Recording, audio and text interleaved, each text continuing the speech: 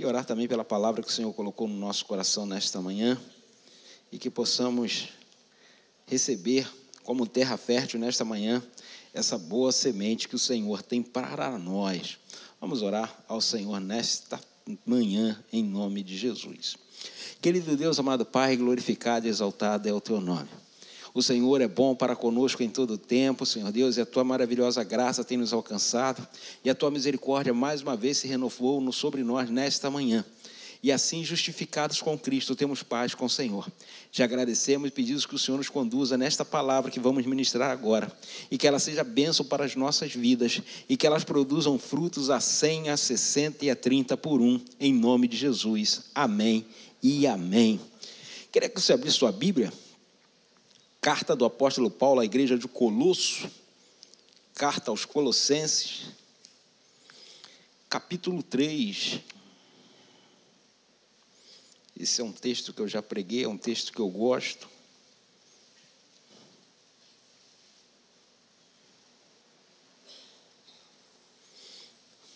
Fala sobre o viver santo, separado para Deus, a nova vida que recebemos em Cristo.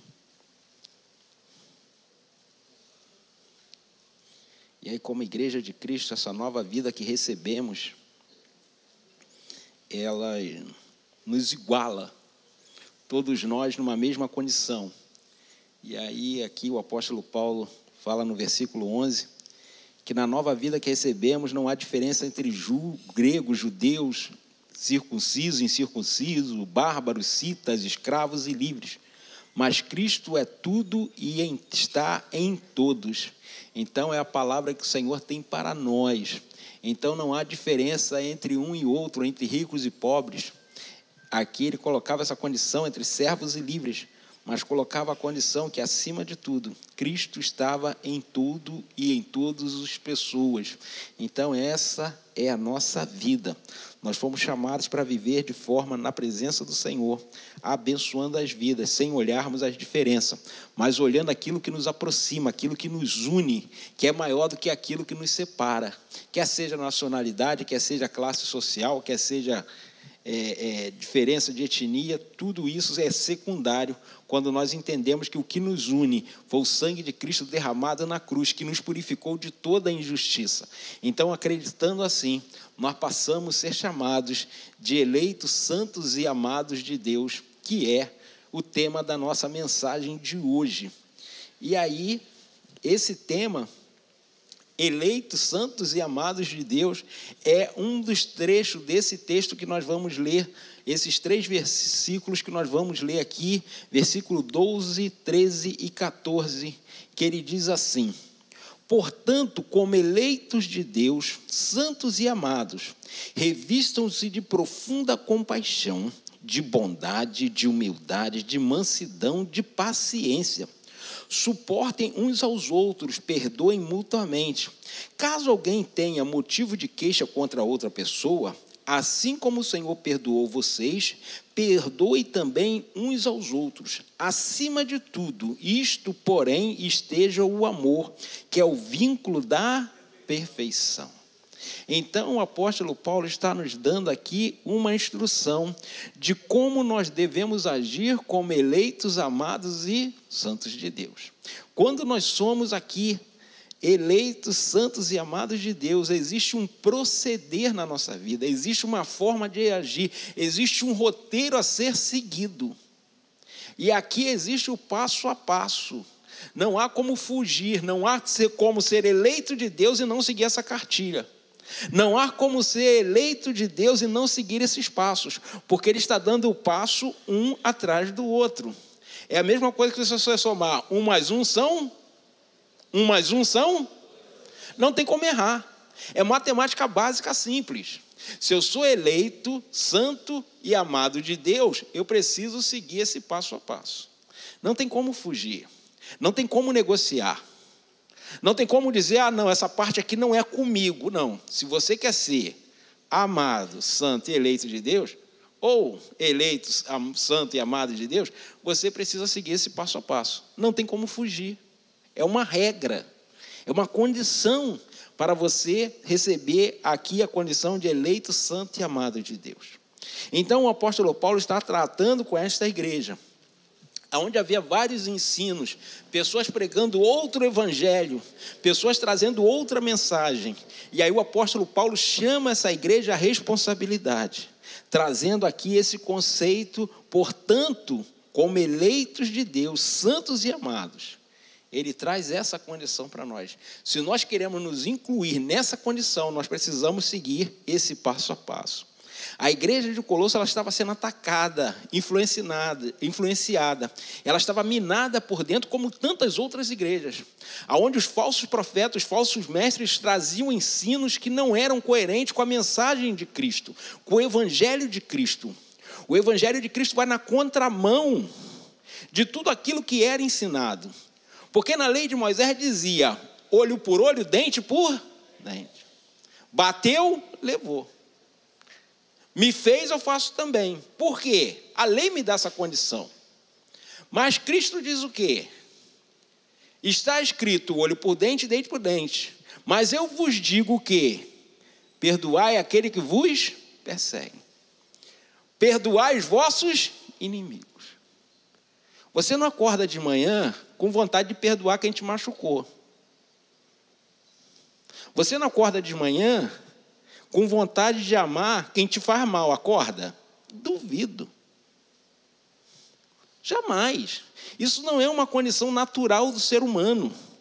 Amar quem faz mal. Mas aí Cristo diz, amar quem te ama é muito fácil. Até os pecadores, os publicanos, as meretrizes fazem isso. Até gente que é desprezado pela cultura judaica faz isso, ama quem ama. Então é muito fácil. Não pense que vocês ganharão algum galardão fazendo isso. Não ganharão. Não pense que vocês terão algum privilégio fazendo isso, porque não terão. Ame quem é difícil de amar. Ama quem é intragável. Ama aquele que te aborrece. Esse é o evangelho de Cristo. É ir na contramão. Faça pelo outro aquilo que você quer que faça a você mesmo. É ir na contramão do padrão deste mundo.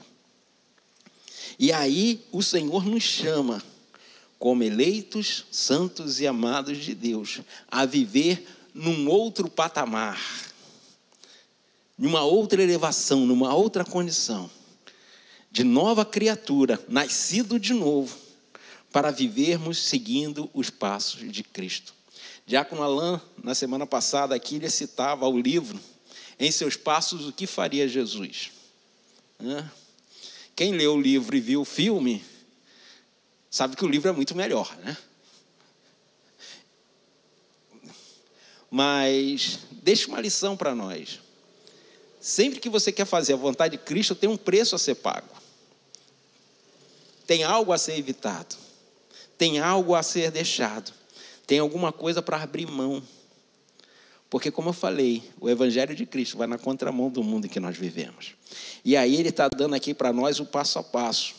O texto ele é autoexplicativo.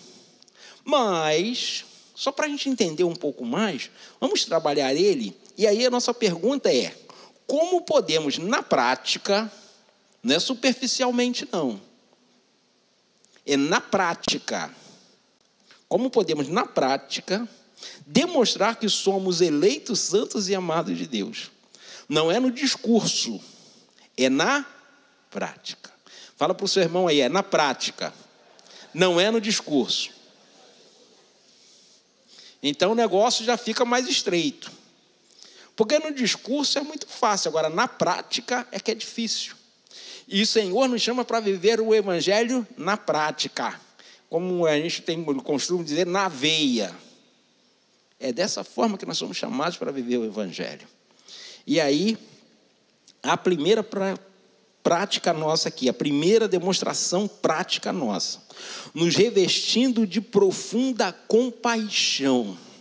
Compaixão é a capacidade de se colocar no lugar do outro no momento do sofrimento, de se compadecer, de ter empatia com o sofrimento do outro, de sentir a dor do outro, de chorar com o outro. O apóstolo Paulo nos fala, chorai com os que choram. Ontem nós estávamos num culto de aniversário, nós estávamos fazendo o que lá?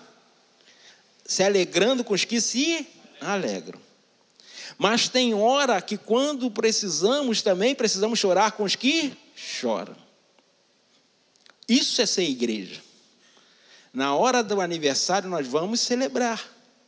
Mas na hora do sepultamento nós vamos chorar juntos. Na hora de que alguém está no hospital, nós vamos chorar junto, nós vamos orar junto. O pastor Denilson falou da cirurgia, nós estaremos orando pela vida dele. Porque é um momento difícil. A vista já está comprometida e vai mexer num lugar muito sensível. Então estaremos em oração, porque a dor dele também é a nossa dor. O sucesso da cirurgia dele também é o nosso sucesso. Porque nós somos igrejas. Nós somos corpo de Cristo. A dor dele tem que doer em mim também. Essa semana eu estava falando sobre dor de dente. O dente qual a porcentagem dele no corpo humano? Não chega a 1% nessa estrutura toda. Mas quando o bicho está doendo, filho, é uma tristeza. O corpo todo dói, você não dorme, você não fica em paz, você não fica sossegado. Menos de 1% do corpo traz um transtorno ao corpo inteiro. Por quê? A dor de um tem que ser a dor de todos. E o sucesso de um tem que ser o sucesso. A Bruna está aí, gente? Ah, tá.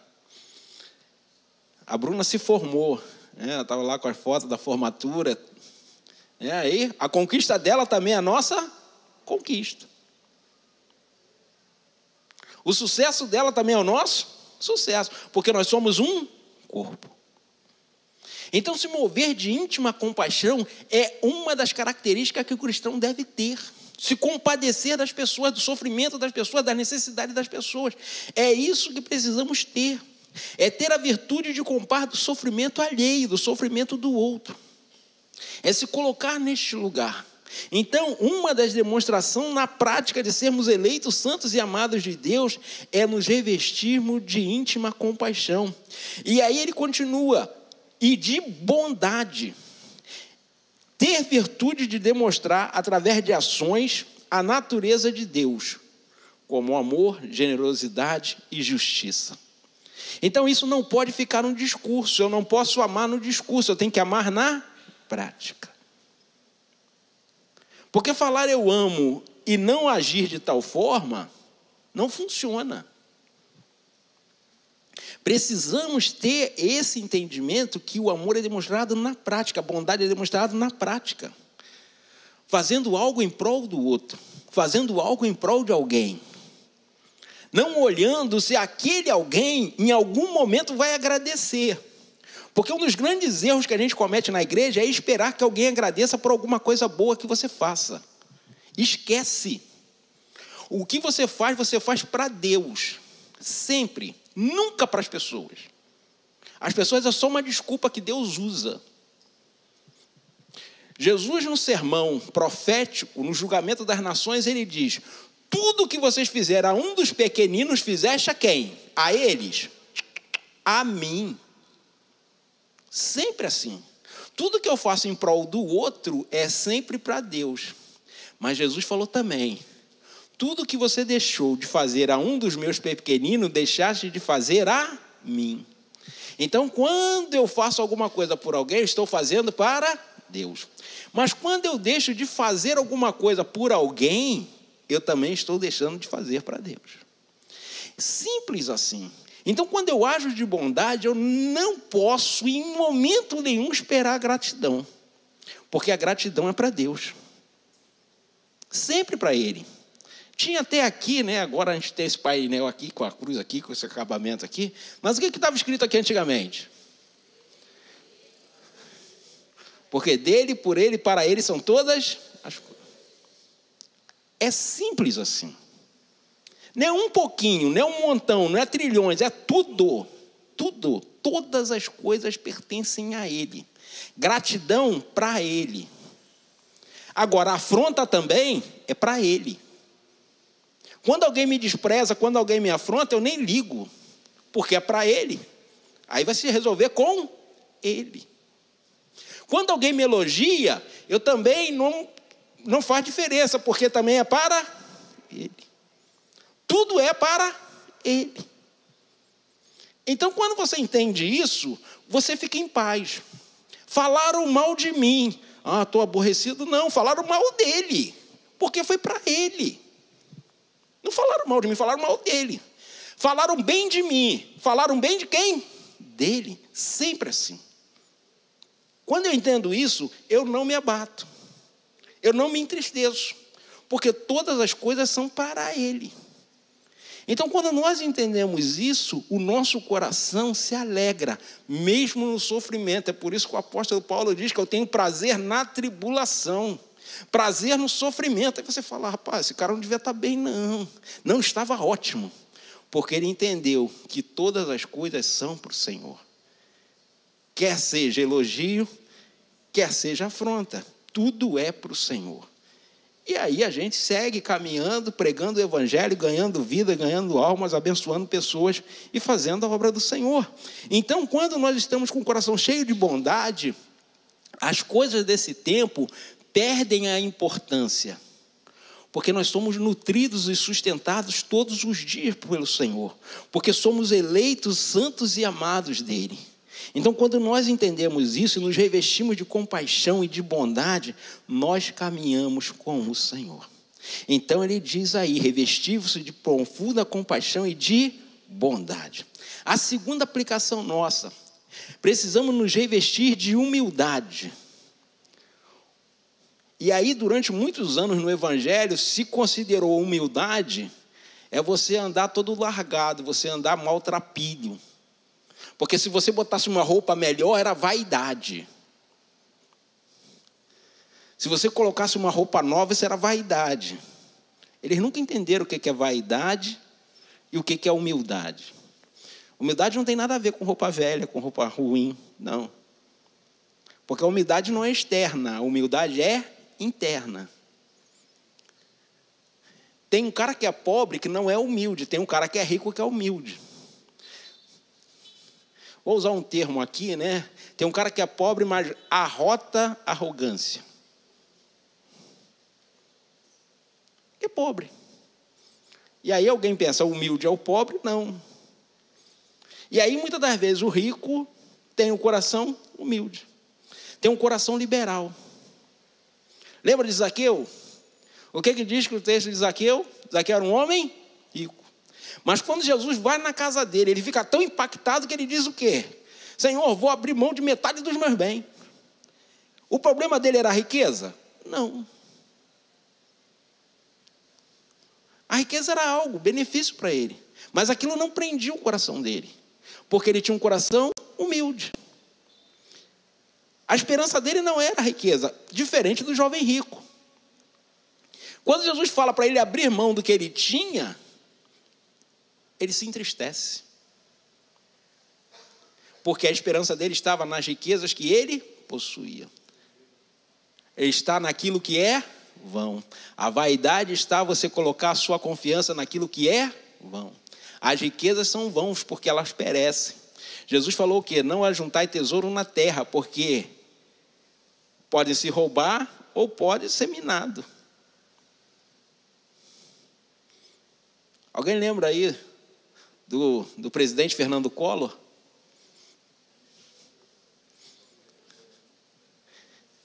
Fernando Collor, um dia antes de assumir como presidente, ele fechou. O banco confiscou tudo.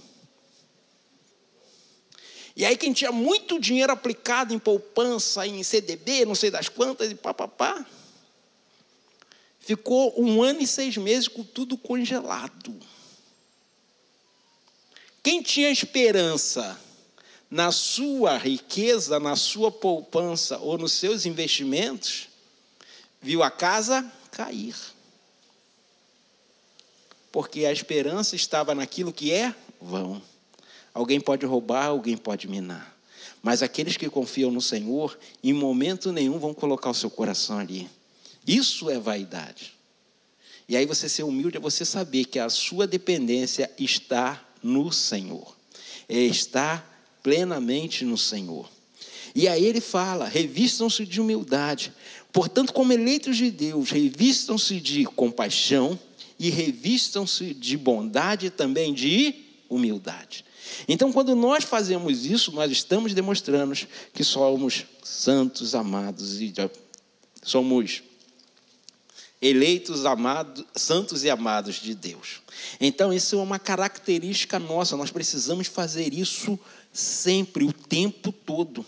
E aí ele fala no terceiro ponto, nos revestir de mansidão, a condição de ser manso, a condição de expressar a mansidão, ou seja, a condição de se parecer com Cristo.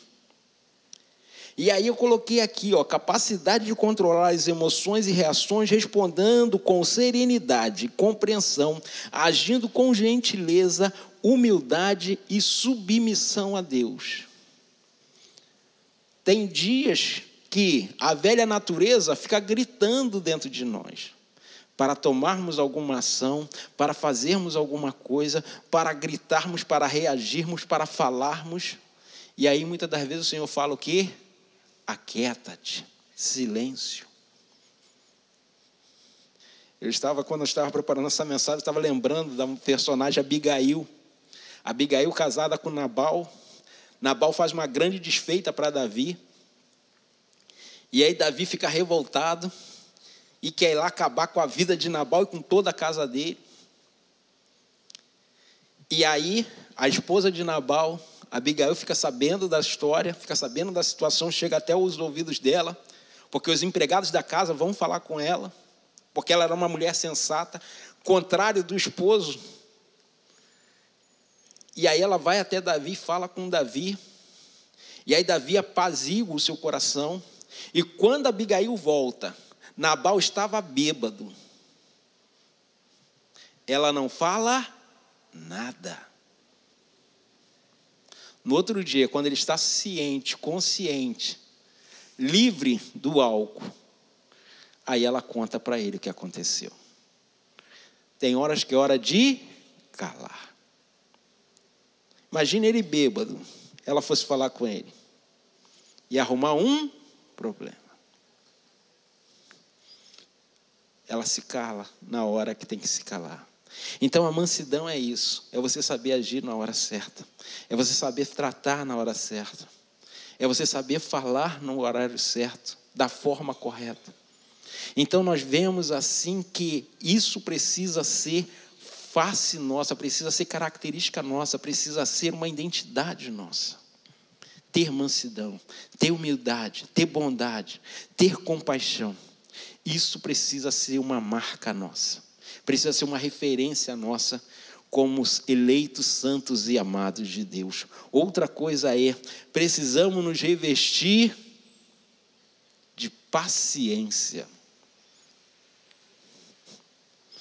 Aí, quando nós oramos por paciência, fica tudo em paz, né? Tudo tranquilo, não é isso? É assim? Situações venham para que você aprenda a agir com paciência. Situações se levantam para você aprender a agir com mansidão.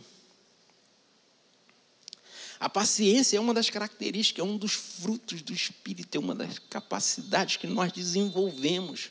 E é uma luta para você se manter paciente, para você se manter manso. Porque cada dia tem horas que parecem situações que você quer gritar, que você quer falar. E aí você precisa ter paciência, ser longânimo. Isso é uma característica daqueles que são eleitos santos e amados de Deus. Isso nos faz parecer com Cristo. Diante dos seus algozes, diante do seu martírio, diante da sua condenação, sem um julgamento claro, sem um julgamento justo. Ele fala para o Pai, perdoa porque eles não sabem o que fazem. Isso é a capacidade de ser manso, isso é a capacidade de ter paciência. E aí nós precisamos imitar esse modelo, esse padrão. O padrão que reflete a característica e o caráter de Cristo. Isso é fundamental para nós, como seguidores de Cristo, como discípulos de Cristo. Precisamos parecer com Ele a cada dia. Então, como amados de Deus, nós precisamos ter essas características de ter paciência. Quinto ponto para nós. Vira para o seu irmão, você tem que me suportar.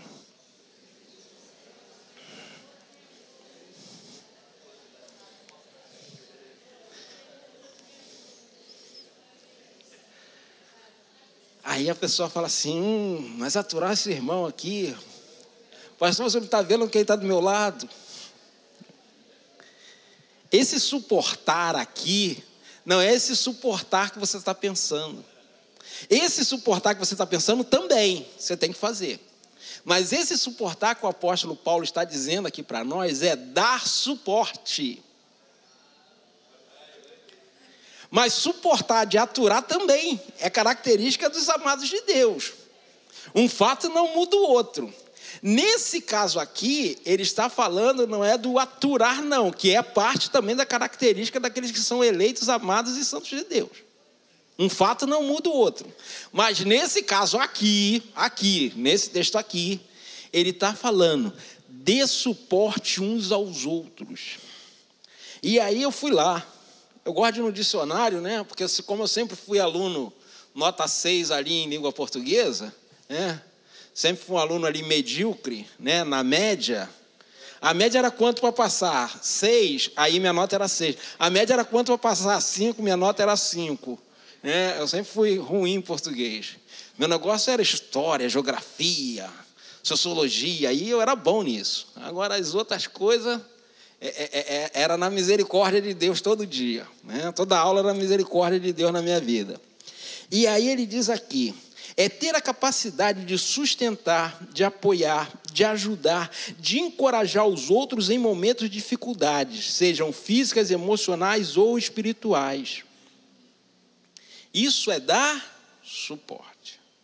O suportar é ter tolerância mútua cuidando do outro. Isso aí é aturar o outro. É suportar da questão de aguentar. Mas aqui o suporte que ele está falando é isso. É você fortalecer o outro, é fazer o outro crescer, é dar um apoio para o outro. É encorajar o outro em desafios da vida do dia a dia. Diante da dificuldade, diante da má notícia. É você orar junto com o irmão. É você estar intercedendo junto com o irmão.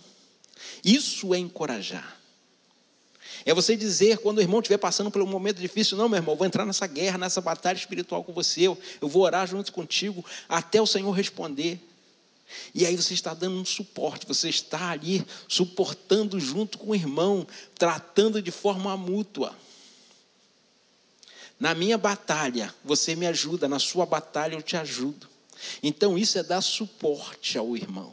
Isso é estar ali fazendo aquilo que o Senhor quer. Então quando nós entendemos isso, nós estamos aqui sendo eleitos, santos e amados de Deus. Então em todo o tempo, vamos fazer com que os irmãos cresçam, encorajando-os mutuamente, para que cada um cresça e se fortaleça no Senhor, até que alcancemos a condição de varão e varoas perfeitos diante de Deus, porque essa é a vontade do Pai para cada um de nós. E aí ele fala, como eleitos santos e amados de Deus, precisamos perdoar uns aos outros, precisa haver perdão mútuo. O perdão é uma rua de mão dupla. O perdão, ele acontece entre mim e você, e o perdão acontece entre mim e Deus. Essa relação, ela é tripla. Eu recebo o perdão de Deus, esse perdão arde no meu coração, e eu transfiro esse perdão para outras pessoas. Se eu fui perdoado por Deus, mas eu não consigo perdoar, essa comunicação está tendo ruído. Essa comunicação está falha. Está havendo uma falha nesta comunicação. Assim como o Senhor me perdoou, eu preciso oferecer esse perdão aos outros. Assim como eu Sou personificado naqueles que estavam lá dizendo diante da cruz, crucifica-o. Mas mesmo assim alcancei perdão. Eu preciso também, diante das pessoas, oferecer perdão. Não é fácil. Tem gente que acha, Jesus era Deus, mas Jesus também era homem. Você acha que lá no Getsêmani Jesus estava lá como Deus? Você acha que as lágrimas que viraram sangue eram o quê? O discurso de um Deus ou o discurso de um homem muito, mas muito angustiado? Era um homem muito angustiado. Mas a oração final dele é: Senhor, não faça a minha vontade, mas faça a tua vontade. Não seja como eu quero, mas como tu queres. Porque a parte homem de Jesus queria o quê? Queria desistir, filho. Que isso, pastor? Lê o texto. Senhor, se possível, passa de mim este. É o homem gritando. Sabe do sofrimento, sabe da dor, sabe da angústia. Há uma recompensa? Há. Porque o que Jesus falou lá para os 2 discípulos no caminho de Emaús? Vocês não entenderam que convinha que o Messias padecesse para que entrasse na sua glória? Há uma recompensa, mas há um sofrimento. E o homem não gosta de passar por sofrimento. Mas o Senhor perdoa os seus algozes. E nós precisamos perdoar aquelas pessoas que estão à nossa volta. Nós precisamos demonstrar o caráter de Cristo através do perdão. Não é fácil, não é divertido, mas é um princípio bíblico que não podemos fugir. É como eu falei, aqui é um passo a passo. É uma regra a ser seguida, é um padrão a ser seguido. Tem gente que pensa que o evangelho, o padrão é baixo. Não é não, filho, o padrão é alto. O padrão é alto, porque aquele que deu a vida por nós, ele alcançou esse patamar. Ele alcançou esse nível. E nós, como aprendizes, discípulos, precisamos caminhar igual. Precisamos fazer igual. Caminhar perdoando, suportando, tendo paciência, tendo mansidão, tendo humildade, tendo bondade, nos revestindo de íntima compaixão pelas pessoas. Só assim vamos ser eleitos, santos e amados de Deus. E aí, para terminar, precisamos fazer aquilo que é o vínculo da perfeição, que é o amor. O amor de Cristo precisa estar em nossos corações, demonstrado na prática, não superficialmente, não de discurso, mas na prática. E isso é todo dia. Por isso que o apóstolo Paulo faz: mortificai a vossa carne. Porque a carne não quer amar, a carne não quer perdoar. A alma, ela não se converte. A alma busca prazer. É isso que a alma faz. E prazer não está no perdoar. No prazer está no se vingar. Com exceção de saladas, eu não gosto de comida fria. Aí tem gente que fala assim: a vingança é um prato que se come frio. Mau gosto. Pizza fria, gente. Lasanha fria, gente. Combina? É bom você ver aquele queijo assim, né?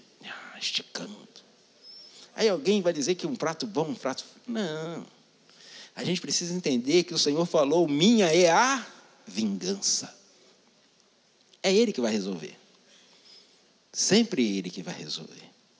E nós vamos amando as pessoas, perdoando as pessoas, parecendo com Cristo a cada dia. Para que um dia nós possamos ser, como lá na igreja de Antioquia, as pessoas olharam para os discípulos de Jesus e falaram: rapaz, eles parecem tanto com Cristo, que eles são cristãos.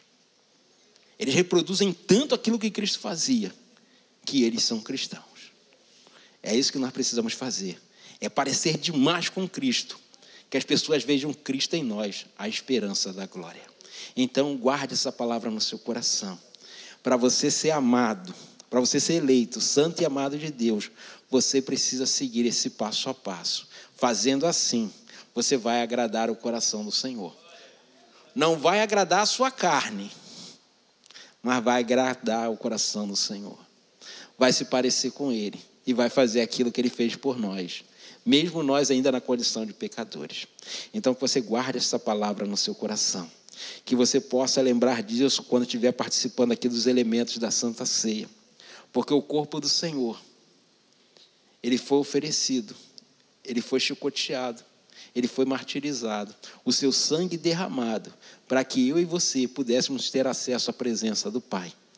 Justificados em Cristo, temos paz com Deus, mas alguém precisou pagar o preço, alguém precisou morrer na cruz, para que eu e você fôssemos inocentados da culpa que era contra nós. A carta que era contra nós, a sentença que estava contra nós, Cristo liquidou na cruz. A nossa dívida está zerada, a nossa dívida não foi paga.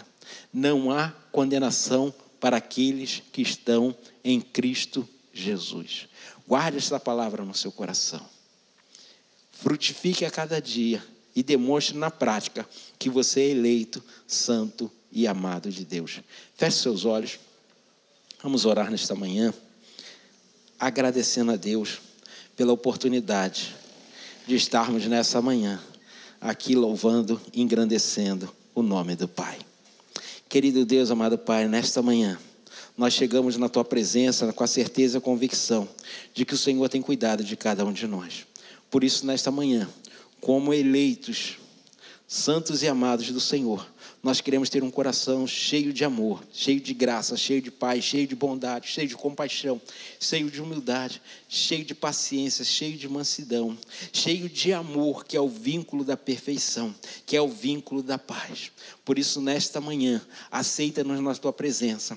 Queremos participar da mesa do Senhor com um coração livre, com um coração limpo, com um coração sem nada para sermos acusados diante do tribunal do Senhor, mas sabe, observando e guardando a Tua palavra no nosso coração, que haja em nós o mesmo sentimento que houve em Cristo Jesus, um sentimento de amor, um sentimento de fazer a vontade do Pai, de agradá-lo, indo até o final. E fazer a vontade do Pai é sempre um prazer, e nós queremos estar agradecendo em nome de Jesus. Amém e amém.